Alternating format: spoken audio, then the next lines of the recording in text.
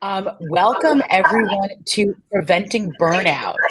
If you guys were in, I actually will, I know we're all supposed to keep it unmuted, but yes, I think muted may be what we need to do if we're not answering right now. If you watching were just in the parenting session, I loved that session.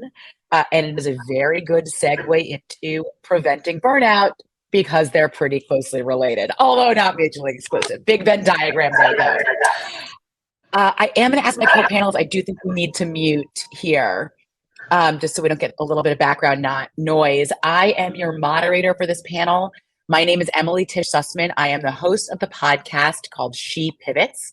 It's about women who change their careers for deeply personal reasons, not professional reasons, aimed at actually trying to change the narratives around career.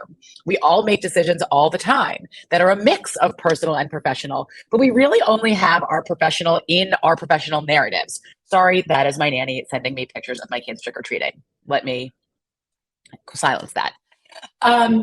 So that is why I started the show. This panel about burnout is actually near and dear to my heart. I host the show now for Marie Claire magazine, but before that, I was a political strategist on a federal level for 15 years. Then I had 3 kids in 3 years and just felt unbelievably burnt out and had to change it.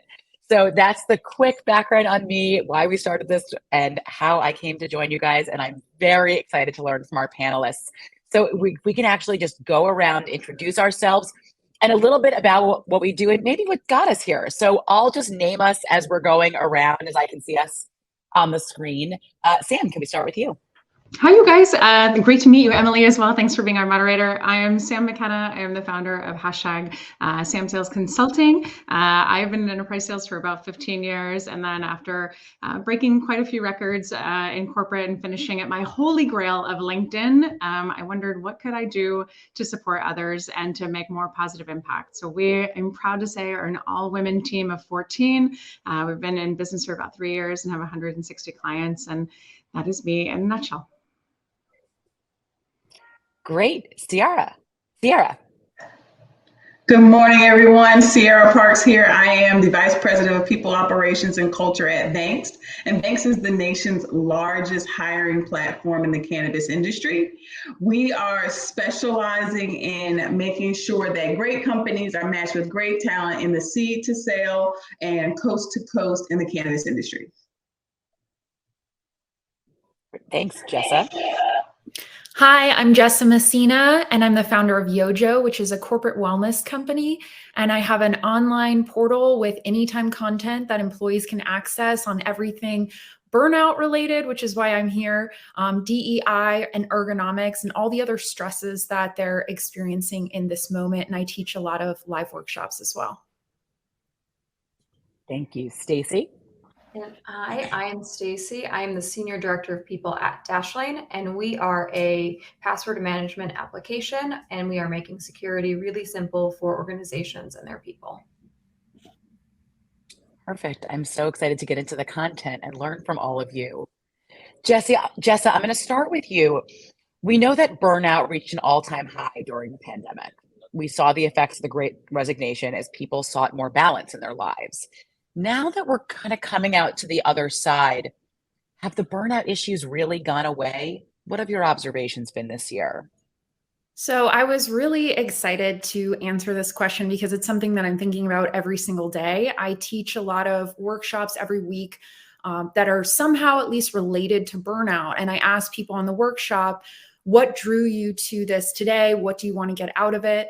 And the attendance has gone up and the engagement has gone up because people are, the resounding answer is they're more burnt out than they've ever been. They're struggling to find the right resources and they just want help and they want to figure out how to adapt.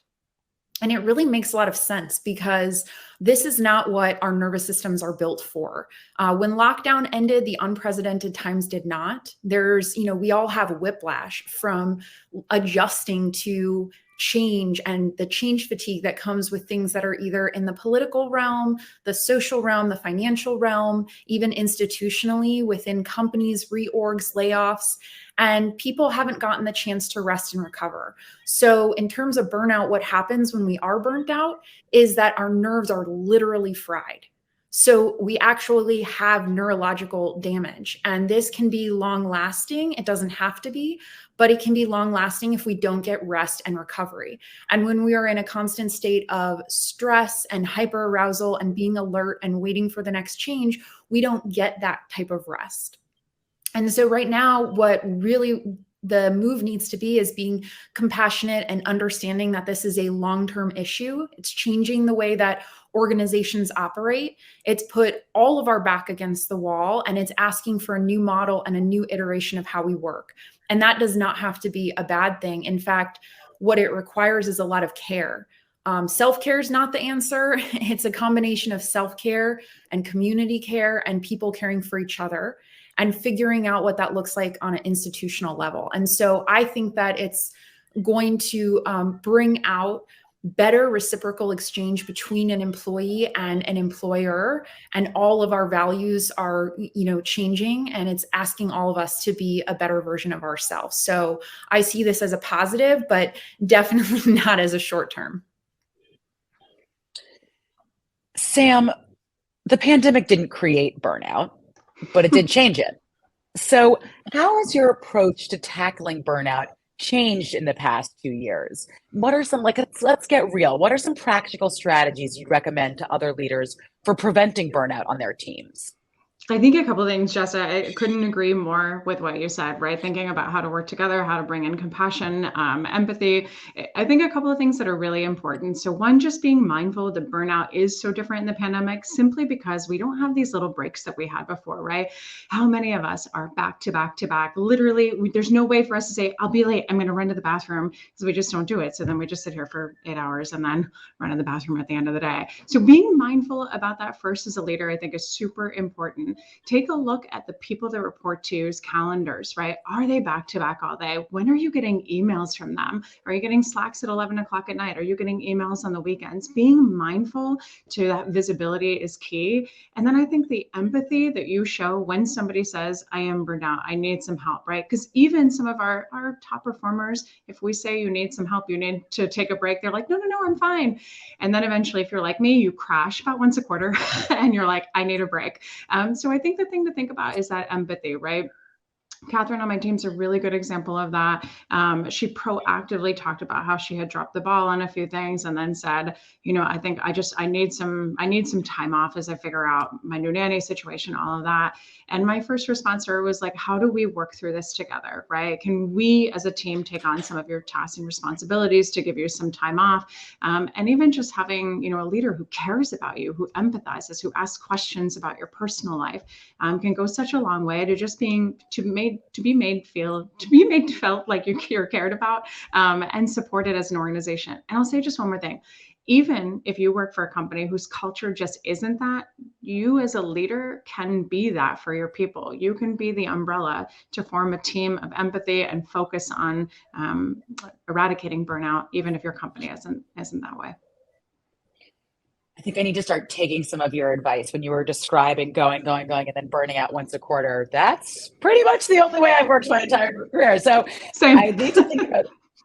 Yeah, it's really starting to resonate a little bit. Although when you did talk about going back to back without taking a break after having 3 kids in 3.5 years, I would probably just be my pants all day.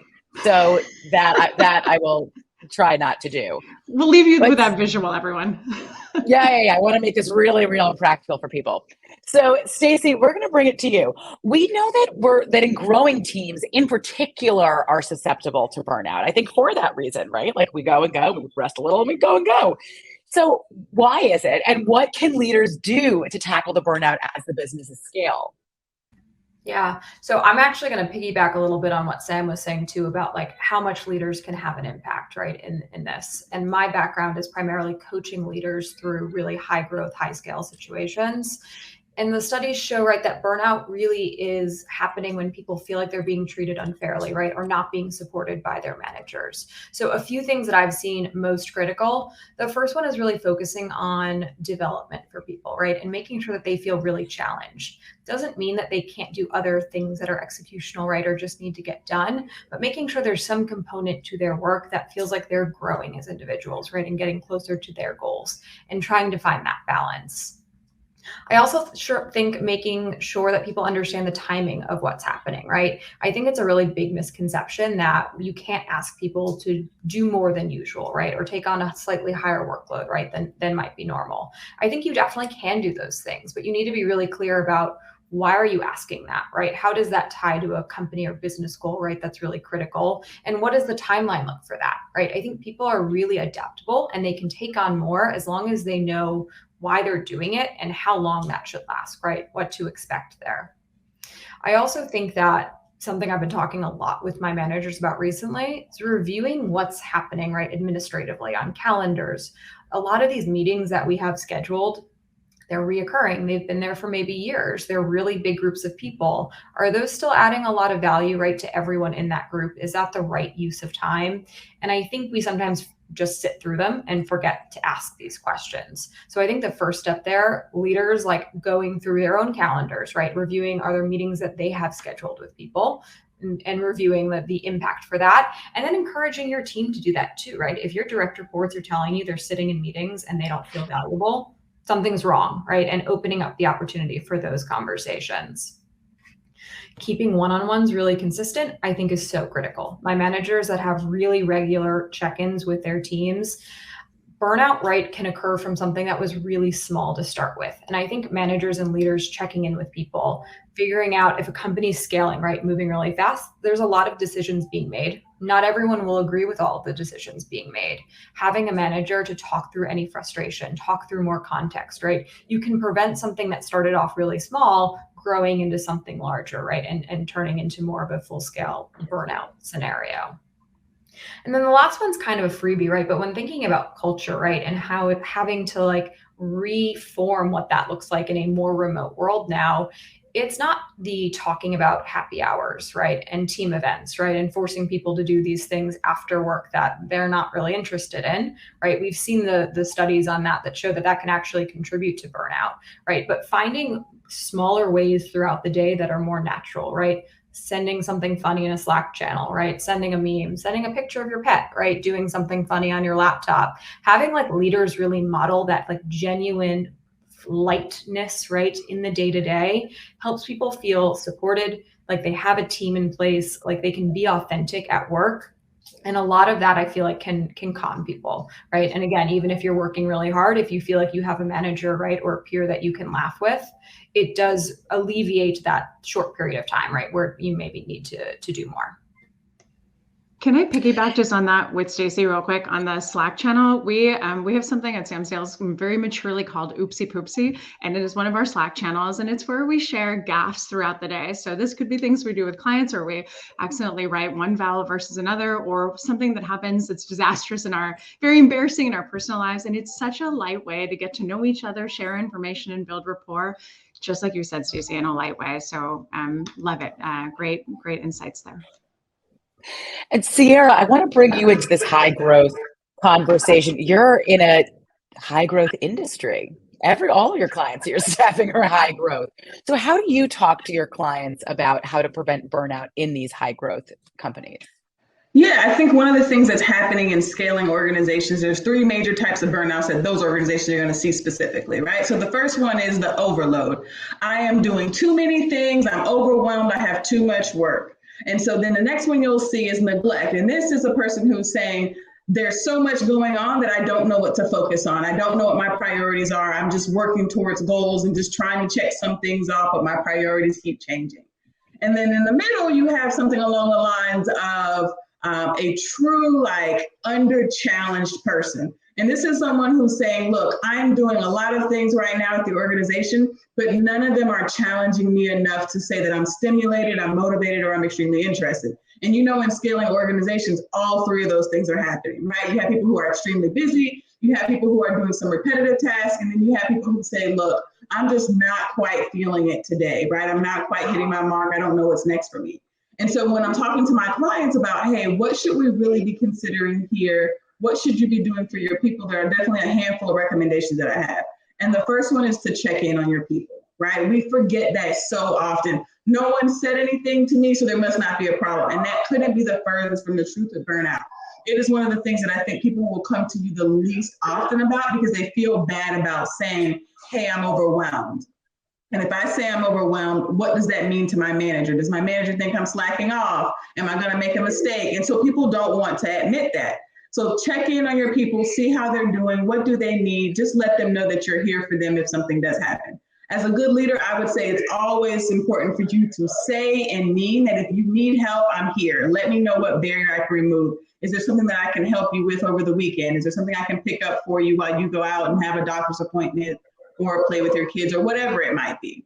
You also want to give people the opportunities to follow and work on passion projects. So of course, you have someone who says, look, this is my job, right? Just to process widgets, totally fine. But when someone comes to you and says, hey, what I really wanted to do was paint those widgets, give them the opportunity to be creative and paint those widgets because those are the passion projects that keep people engaged. You also want to create growth plans for your team. If people know that there is a next step, there is a promotion, there is a path planned out for them, even if they're just doing something that might seem pretty monotonous today, for them, they recognize that there is another growth path or another job or another role that will open in the organization for them. And we know that's the case in scaling organizations all the time. You want to offer training. So yes, we're busy right now, but you also want to be cognizant of the fact that in order for people to grow into those growth paths or those new careers or roles, you have to make sure that they're skilled up properly so that they'll be successful when they take those roles. You want to make sure you know what your hiring trigger points, and this prevents overload. So when someone says, I have 42 widgets or productivity points, when is the lever for you to say, as a team, we need to hire? And any organization that is dealing in high productivity needs to understand after a certain point, one person can only do so many things, and that should trigger another hire for us. And you should do that. You should hire the person when a person has hit their maximum productivity based on what they're capable of doing. You want to make those expectations clear so that people always know what the goal and the priorities are. And then, of course, some of my absolute favorites on the people side of things is give people time off, honor work-life balance as an organization, celebrate the wins, right? People need to know that I am valued. People acknowledge my contributions on the team, even if they're small, and that every win is a win no matter what. And then you want to allow for time for meaningful connections. So of course, you don't want to force fun after work if people don't want to go by any means. But if your team is interested in having an opportunity to meet with their team, hang out with their team, how can you as an organization or a people ops leader facilitate some of that information to make sure that people are able to link up where they want to? Very practical advice. I think we need to mute. Perfect.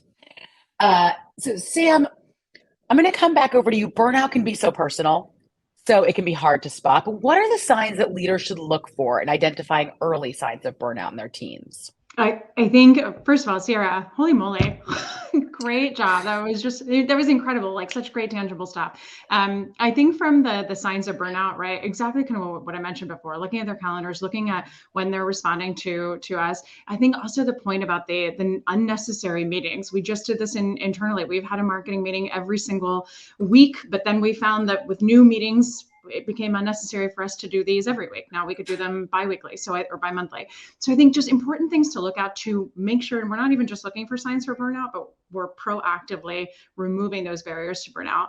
I want to just mention one thing too that I thought Ciera said was so powerful, right? Making sure that our people feel like they can come to us, they can talk, they can, tell us when they're having burnout. I think that that's also such an amazing opportunity for us as leaders to set the standard that it's okay to talk about that stuff.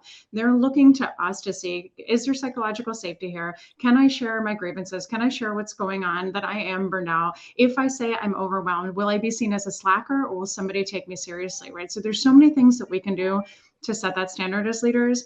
And I think the other thing is, again, right to Ciera's point, is this person taking on so much more, right, that really does warrant another part-time or full-time job? Can we take 10 or 15 hours of what this person is doing and find an admin, find a support person, find a new coordinator that we can hire to give that some of that burden to, especially if it's an administrative task?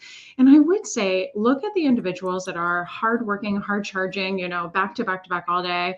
Are they doing the things that truly take advantage of their talents? Are we looking at the division of labor in a correct way with those individuals? And what I mean by that is think about like some of your top performing sellers, right? As a person who's been in sales my whole career, we have tons of people who are fantastic in front of clients, but still spend 50 or 60% of their time doing administrative tasks, forecasting, CRM stuff, proposals, all that super exciting, sexy stuff. But think about that, right? Is the division of labor correct? Could we even get the same amount of hours out of somebody, but they'd be so much more fulfilled and so much less burned out because they were doing what really capitalizes on their passions and what they're great at? Also very practical. Ciera, burnout can be one of those issues that leaders hope just goes away on its own. They might think it's a short-term problem that will resolve when the next big project is complete or when the busy season is over. In those scenarios, what are the consequences of ignoring signs of burnout? That is so untrue, right? So I know that people say that, and I think some people even work that way, right? They are one project to the next. But I think one thing that leaders have to keep in mind is that not everyone works that way. And so while you may say, just wait till the next project, or this one will be over in 2 weeks, they are silently suffering. And while they are silently suffering, trying to get through this end of the project, they are becoming more and more burnt out and more disgruntled. And you as the leader saying, oh, it's okay, like just wait till the end of the project, right? That is completely disrespectful of what this person believes to be a serious problem for them in their life. And so then that creates tension in your relationship with them because it's clear now that my leader doesn't have my best interests at heart. And as a result, I am going to start looking elsewhere. What we absolutely know is the case is that people lead leaders. And so if my leader doesn't notice that I'm burnt out and I'm hurting and I'm suffering, then this is not the organization for me. And of course, what happens then? People leave, attrition increases significantly, and what could have walked out the door is one of your more dedicated employees, right? If I am already doing 4 jobs, this is now 4 people that walked out of the door and you didn't even recognize it to figure out where the trigger point was, just like Sam said, right? When could we have gotten that person some help to make this significantly lighter for them?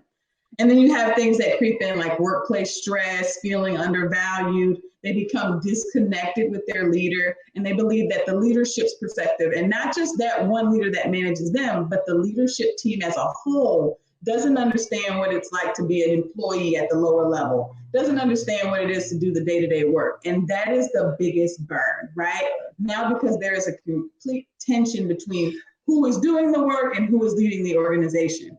And one of the things I want people to keep in mind when they're going through this type of thought process of, oh, just wait till the next project, is that this becomes a missed opportunity for you to review your talent properly, right? When people are saying, hey, there is something happening, I'm feeling burned out or overworked, this is a chance for you to say, let us recalibrate as an organization. Perhaps we need to restructure some teams, hire new people. Maybe someone deserves a promotion in all of this overwork that they're doing, right? We need to really evaluate the people who are doing the things that matter to the business.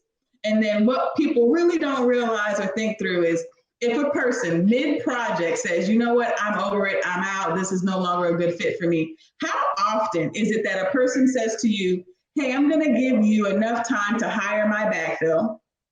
I'm also going to make sure that I finish the project through and through. I'm going to wait till the end. And then I also want you to know that while you're looking for this person, I will just stick around and wait it out. People don't quit jobs like that anymore, right? And so if you wait till the end of the project, hoping that things get better for this person, you are probably going to lose out on a person mid-project. And then that puts your organization in even a worse spot. Wow, I could talk all day with this group. This is so interesting. I do think it's mute. Give it the mute. Okay, but I could really talk all day with this group. This is so interesting. Unfortunately, this is the end of this panel. I encourage everyone in the audience to go through the speakers list, follow every single person who's been on this panel, ask them questions, follow their work. I have just enjoyed this so much, and I hope you all have too. We have 15 seconds left. Either Stacy or Jessa, do you want to jump? It's like a little. Sure. I was just going to say that one of the things that happens when we are really burnt out and when people are on an empty tank is bad communication, poor project management, and less emotional safety. And those are the things that cause more burnout. So burnout begets burnout. And when we keep the tank full, we can keep communication solid, not just have managers, but actual leaders creating psychological safety, and project management is flowing really smoothly and there's transparency on work. So don't wait till people are burnt out, keep the cup full and things will stay a lot smoother. A perfect ending. Thank you so much, everyone. Thanks for joining us.